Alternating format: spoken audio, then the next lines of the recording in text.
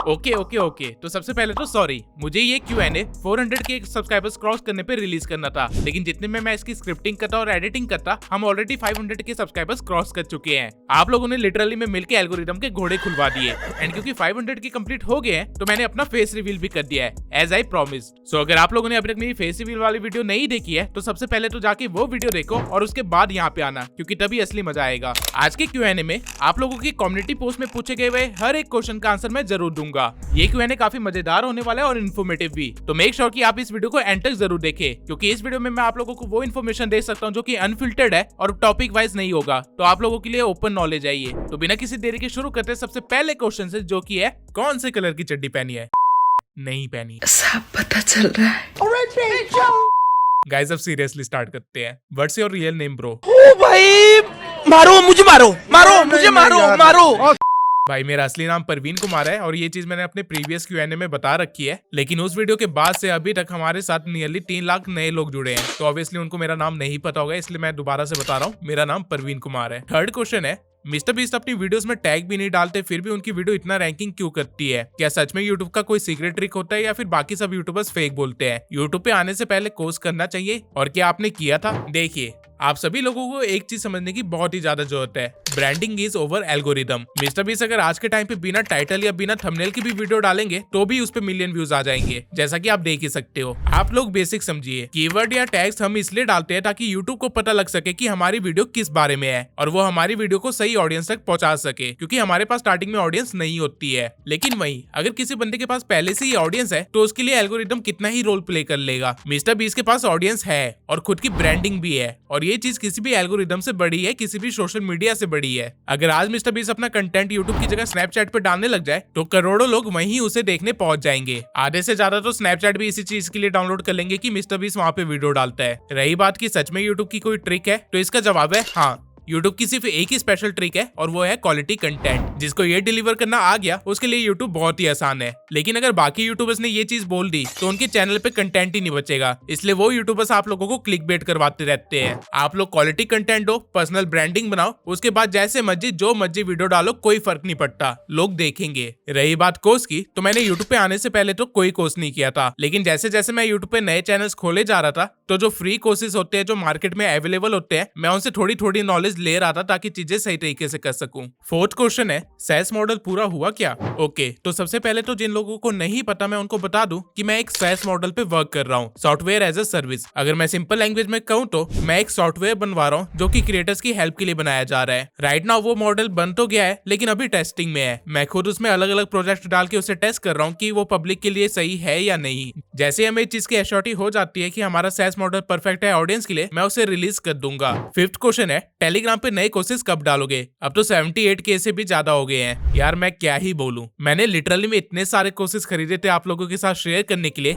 लेकिन content creation और बाकी चीजों में इतना टाइम चला जाता है कि मुझे टेलीग्राम पे अपलोड करना याद ही नहीं रहता। इवन टेलीग्राम से जो मुझे अर्निंग हो रही है, मैं तो उसे विड्रॉ करना भी भूल जाता हूँ। लेकिन चिंता मत कीजिए, मटेरियल मेरे पास पड़ा हुआ ही है, मैं धीरे धीरे करके सारी चीजें अपलोड जरूर कर दूंगा। बाकी चीजों में बिजी होने के कारण ऑब्वियसली मैं टेलीग्राम को थोड़ा सा भूल जाता हूँ, लेकिन अब से ऐसा नहीं होगा। टेलीग्राम पे आप लोगों को टाइम टाइम पे प्रीमियम कोर्सेज मिलते रहेंगे, और वो भी फ्री में मिलते रहेंगे। इस चीज के लिए आप एश्योर रहिए। और जिन लोगों ने अभी तक टेलीग्राम को ज्वाइन नहीं किया, वो अभी जाके टेलीग्राम को ज्वाइन कर लो, क्योंकि वहां मैं ईमान गाजी जैसे बड़े बड़े इन्फ्लुएंसर के कोर्सेज आपको फ्री में प्रोवाइड करता हूँ। सिक्स्थ क्वेश्चन है, भाई ईमान गाजी वाला कोर्स तो अच्छा था, थोड़े और कोर्सेज दे दो। सो जैसा कि मैंने जस्ट अभी कहा कि आप लोग चिंता मत कीजिए, मेरे पास कोर्सेज है, मैं धीरे धीरे अपलोड कर रहा हूँ। बस प्रॉब्लम ये है कि वो कोर्सेज बहुत ज्यादा बड़े साइज के होते हैं, इसलिए पहले मुझे उनको रार में कन्वर्ट करना पड़ता है, फिर उसका भी साइज स्मॉल करना पड़ता है, उसके बाद अपलोड करना पड़ता है, और अपलोड में भी आराम से वो 3 से 4 घंटे ले लेता है। तो अपलोडिंग वाला काम मैं सिर्फ तभी कर पाता हूँ जब मेरा लैपटॉप 3 से 4 घंटे के लिए फ्री हो, और पिछले 2-3 महीने में ऐसा बिल्कुल नहीं हुआ है कि मैं 3 से 4 घंटे के लिए कभी भी फ्री हुआ हूँ। 7th क्वेश्चन है, ब्रो क्या तुम विंटर्स में नहा लेते हो? मुझे लिटरली में आइडिया नहीं है कि ये भाई इस इन्फॉर्मेशन को लेके करेगा क्या, लेकिन अगर सीरियस नोट पे पूछ रहे हो तो मैं बता दूं, मैं बिना नहाए काम पे नहीं बैठ सकता। मैं हमेशा पहले नहाता हूँ, उसके बाद काम पे बैठता हूँ। 8th क्वेश्चन है, दारू पीते है? तो इतनी वाली सीसी, कितनी वाली सीसी? नहीं, छोटी वाली है। छोटी सीसी कितने की आती है वो सीसी? 50 रुपया की। पौआ पीते हो, सिंपल बोलो ना। जोक्स असाइड, भाई मैं एनर्जी ड्रिंक भी नहीं पी सकता, कड़वी लगती है। 9th क्वेश्चन है, जॉश टॉक्स पे कब आओगे? बुलाते ही नहीं ब्रो।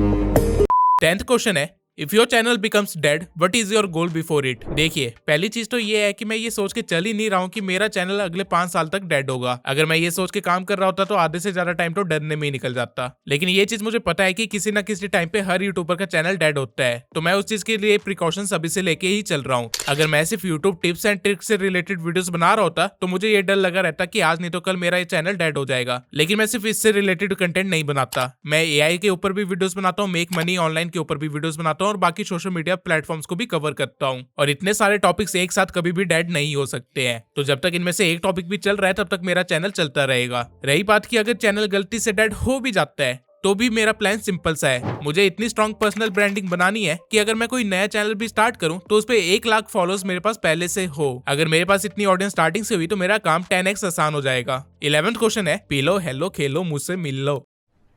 अरे कहना क्या चाहते हो?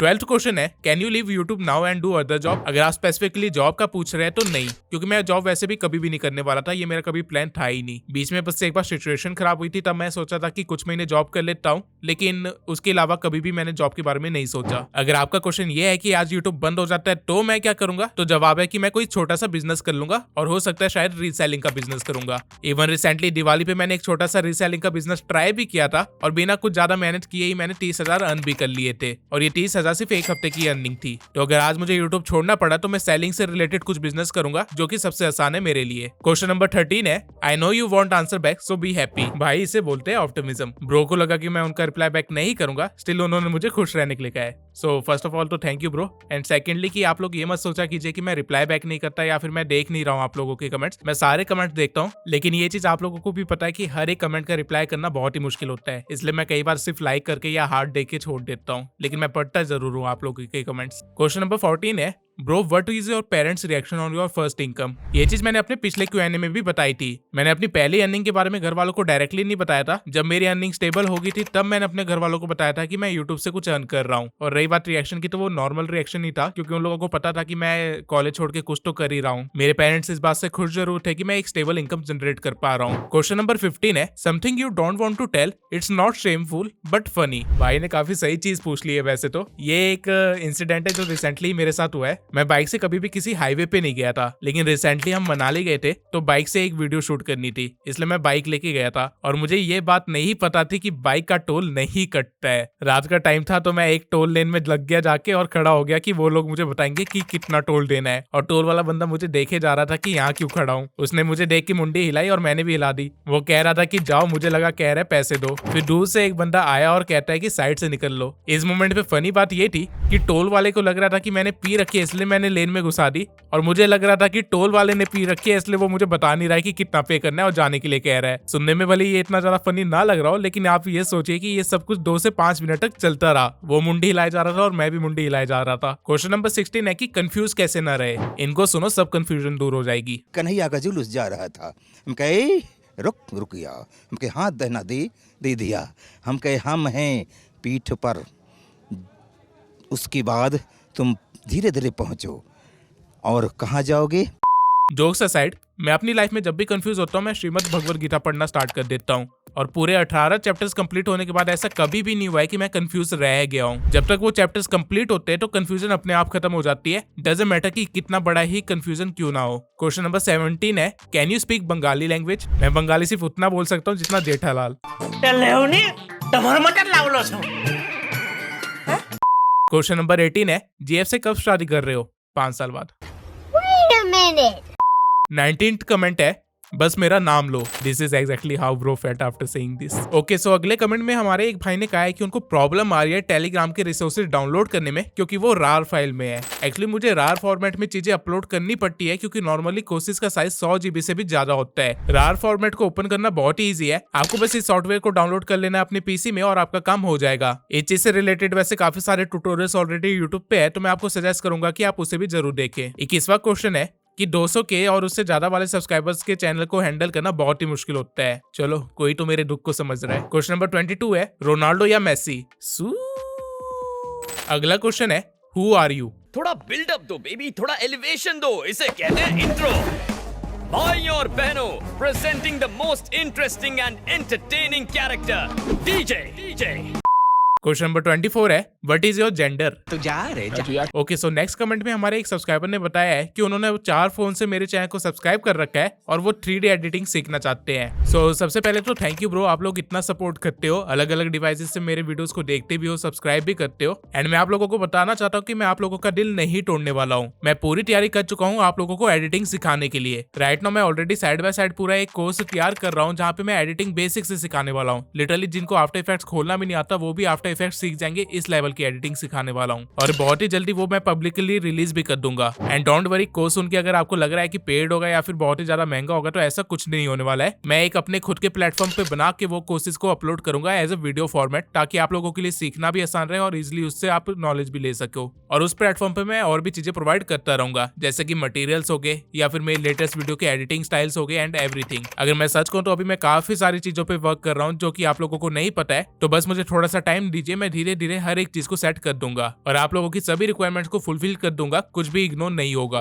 क्वेश्चन नंबर 27 है, how to become top 1% in any field like you? देखिए, आप अभी 12th में है तो टेंशन लेने की कोई जरूरत नहीं है, अभी भी आपके पास 3 साल है कॉलेज के। रही बात गवर्नमेंट जॉब नहीं निकल रही है, तो मैं आप लोगों को बताना चाहता हूँ कि अब के टाइम पे गवर्नमेंट जॉब और कॉर्पोरेट जॉब में कोई फर्क नहीं रह गया है। जॉब ही है, आप कोई सी भी कीजिए, कोई फर्क नहीं पड़ने वाला। अब अगर आपको ये जानना है कि किसी भी चीज में टॉप 1% कैसे बनना है, तो वो मैं आपको बता देता हूँ। बहुत ही सिंपल है, कंज्यूम करो, जितना ज्यादा हो सकता है उतना ज्यादा कंज्यूम करो। एक फेमस लाइन है, we become what we consume. अगर आपको पढ़ाई में टॉप 1% बनना है तो बाकियों से ज्यादा इन्फॉर्मेशन कंज्यूम करो, आप बन जाओगे। अगर बिजनेस में टॉप 1% बनना है तो बाकियों से ज्यादा अपने बिजनेस के बारे में नॉलेज रखिए, बाकियों से ज्यादा अपने बिजनेस पे काम कीजिए, आप अगेन टॉप 1% बन जाएंगे। ये रूल आप किसी भी चीज पे अप्लाई कर सकते हैं और ये अप्लाई हो जाता है। एक नशेड़ी को हम नशेड़ी इसलिए बोलते हैं क्योंकि वो नशे कंज्यूम करता है और बहुत ज्यादा करता है, इसलिए उसे नशेड़ी बोला जाता है। सेम वे में अगर आपको टॉप 1% बनना है किसी भी फील्ड में, तो उससे रिलेटेड जो भी चीज है उसको कंज्यूम करिए और बाकियों से ज्यादा कंज्यूम करिए, तभी आप टॉप 1% बन पाएंगे।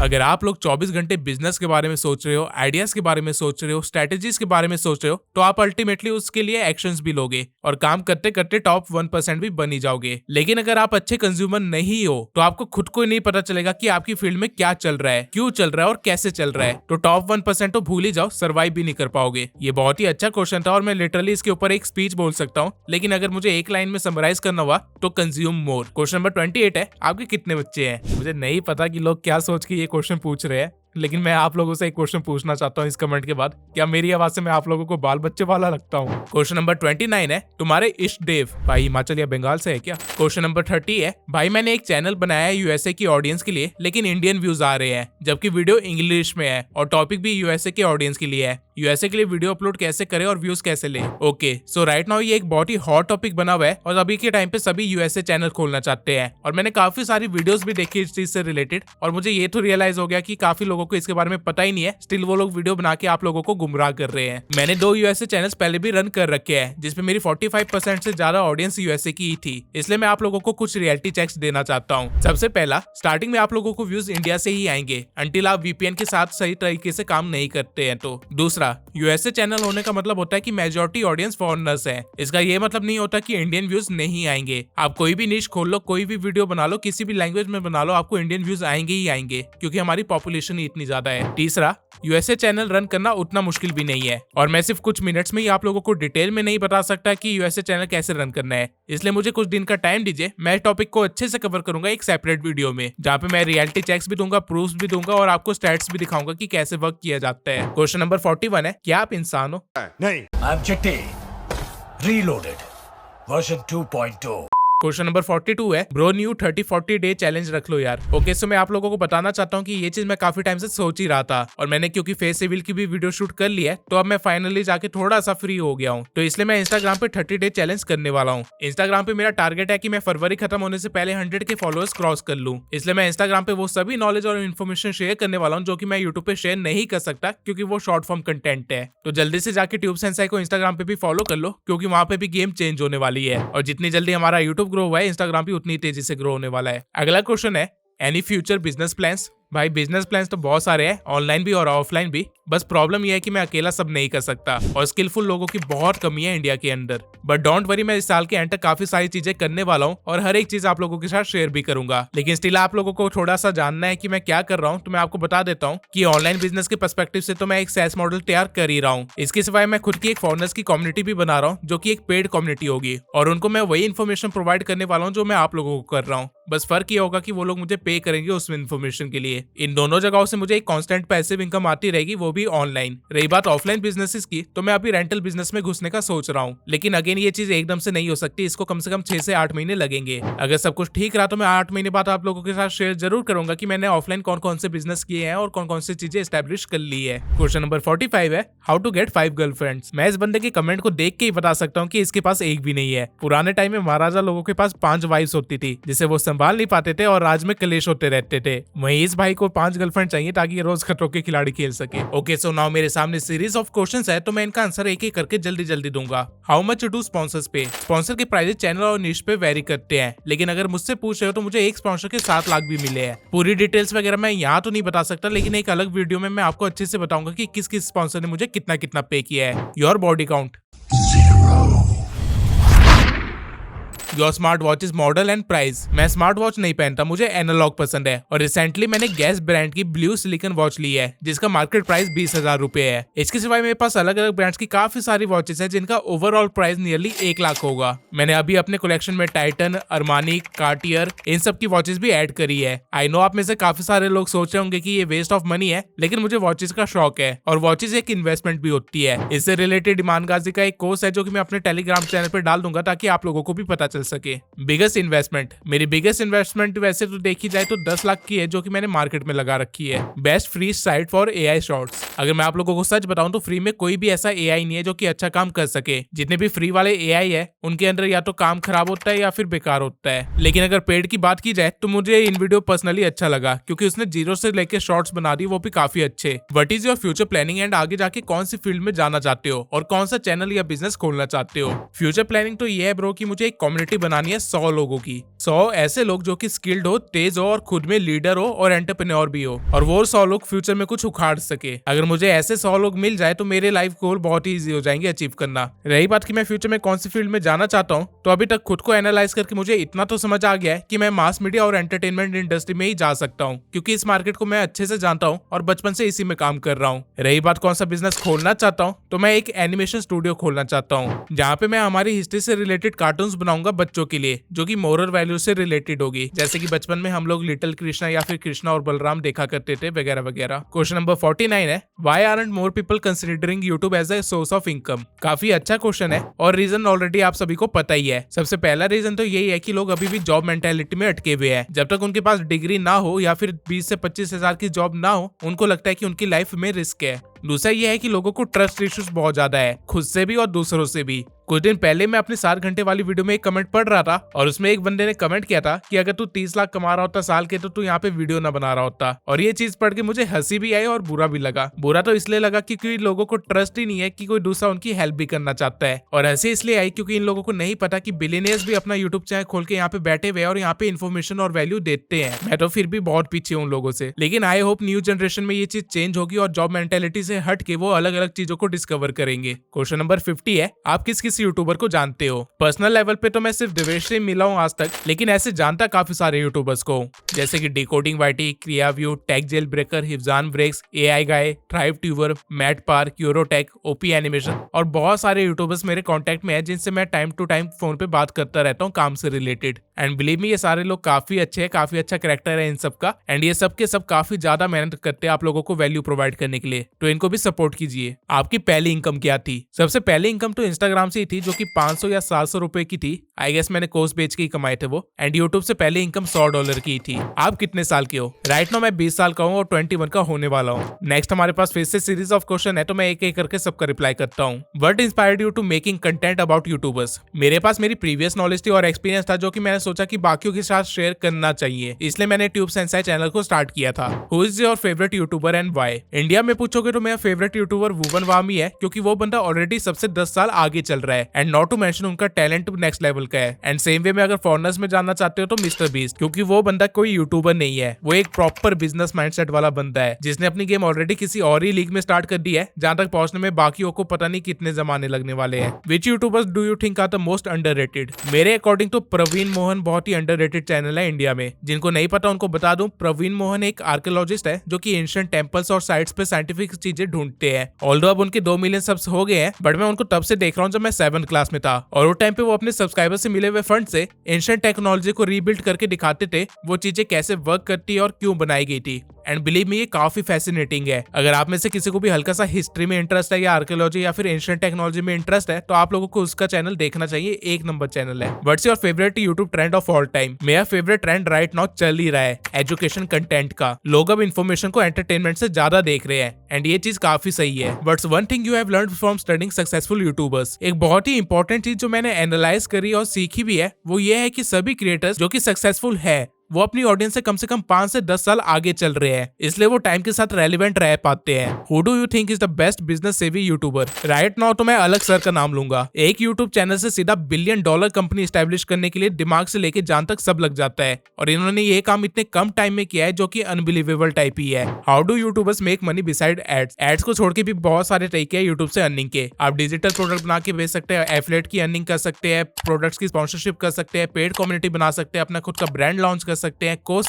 कर सकते हैं, ऐसे काफी सारी चीजें हैं। But the biggest controversy involving a YouTuber that caught my attention, Dhruv Rathee और इंजीनियर एक्सप्लेन्स वाली कंट्रोवर्सी आई गेस काफी इंटरेस्टिंग थी। Who was the first YouTuber you ever subscribe to? I guess मेरी जनरेशन के काफी सारे लोगों का आंसर सेम ही होगा, fact tech. Favourite collaboration between YouTubers? इसका आंसर है recent collaboration between Carry Minati and Mr Beast, क्योंकि इसकी वजह से अब इंडियन यूट्यूबर्स खुद को इंटरनेशनल लेवल पे प्रेजेंट कर सकते हैं और धीरे धीरे अब यूट्यूब भी ग्लोबलाइज हो रहा है, जो कि काफी अच्छी चीज है। Which YouTuber do you think has the best content strategy? Ranveer Allahbadia without any doubt. वो एक स्ट्रेटेजी का इस्तेमाल करते हैं जिसे बोलते हैं मशीन गन स्ट्रेटेजी, और इस स्ट्रेटेजी को फॉलो करना सबकी बस की बात नहीं है। जितने डेडिकेटेड टूम हो उतनी डेडिकेटेड टीम भी लगती है इस स्ट्रेटेजी को कैरी आउट करने के लिए, और टीम को मैनेज करना और टीम को बिल्ड करना खुद में एक बहुत बड़ी चीज होती है। और इस सब के अलावा उनको 10 साल से भी ज्यादा हो चुके हैं यूट्यूब पे, एंड स्टिल वो रेलिवेंट है, स्टिल वो अच्छे खासे व्यूज भी गेन कर रहे हैं और लोग उनके बारे में बातचीत भी करते रहते हैं, और ये सब बिना किसी स्ट्रेटेजी की तो ऑब्वियसली नहीं हो सकता। What's one piece of advice you would give to aspiring YouTubers? Okay, so जो एडवाइस मैं देना चाहता हूँ वो ये है कि एक्सपेरिमेंट करो, डरो मत। एक चीज पे टिके रहोगे तो बहुत जल्दी विकेट गिर जाएगी। अलग अलग चीजें ट्राई करते रहो, अलग अलग कंटेंट पे ट्राई करते रहो, अलग अलग टॉपिक्स पे ट्राई करते रहो। एक्सपेरिमेंट करोगे तो बचे रहोगे। How do YouTubers turn their content into full fledge business? एक बार आप अपनी ऑडियंस पे इंपैक्ट डालना सीख जाओ, फिर किसी भी कंटेंट को बिजनेस में कन्वर्ट करना मुश्किल नहीं है। ये काफी अच्छा क्वेश्चन है और इसके ऊपर पूरी एक डिटेल्ड वीडियो मैं बनाऊंगा इस साल, सो मेक श्योर कि आप लोग सभी वीडियो देखा करो। Which YouTubers rise to fame do you find most inspiring? Again I will say वुवन वाम। नाउ आई गेस ये Q&A ऑलरेडी काफी लंबा जा चुका है एंड मैं ट्राई किया कि हर एक क्वेश्चन का आंसर दूं, बट अगर आपको ऐसा लग रहा है कि मैंने किसी चीज का आंसर नहीं दिया है या फिर आप लोगों का क्वेश्चन स्किप हो गया है तो कमेंट सेक्शन में अपने क्वेश्चन लिख दीजिए, मैं आपको कमेंट में रिप्लाई कर दूंगा। और जो क्वेश्चन मुझे अच्छा लगेगा या फिर जिसका आंसर मैं चाहता हूँ कि बाकी सब भी पढ़े, उस चीज को मैं पिन भी कर दूंगा। इसके अलावा मेरी आप लोगों से एक रिक्वेस्ट भी है। मेरी रिक्वेस्ट ये है कि आप सभी लोग जो ये वीडियो देख रहे हो और इस मोमेंट तक देख ही रहे हो, आप लोग मुझे पर्सनल लेवल पे बहुत अच्छे से जानते हो और मैं चाहता हूँ कि आप सभी अपने स्किल्स को डेवलप करो, खुद को इंप्रूव करो, यूट्यूब चैनल स्टार्ट करो और उसे ग्रो करके सक्सेसफुल भी हो। मुझे यकीन दिलाओ कि जो मैं मेहनत कर रहा हूँ उसका कुछ रिजल्ट भी आ रहा है। बाकी लोग तो टॉपिक के हिसाब से वीडियो देखते हैं जो कि उनके लिए जरूरी होती है, लेकिन आप लोग अगर Q&A देख रहे हैं तो मैं ये लेके चल रहा हूँ कि आप लोग मुझे जानना चाहते हो, मेरे से इंस्पायर्ड हो, और इसलिए मैं चाहता हूँ कि आप लोग ये चीज मुझे शो भी करो, प्रूव भी करो। बाकी thank you all for making 400K a reality and ये Q&A यहीं पे खत्म होता है एंड मुझे लग रहा है जब तक मैं ये वीडियो अपलोड करूंगा 500K भी हो ही जाएंगे। अगर नहीं हुए तो आप लोगों की रिस्पॉन्सिबिलिटी है 500K जल्द से जल्द करवाना।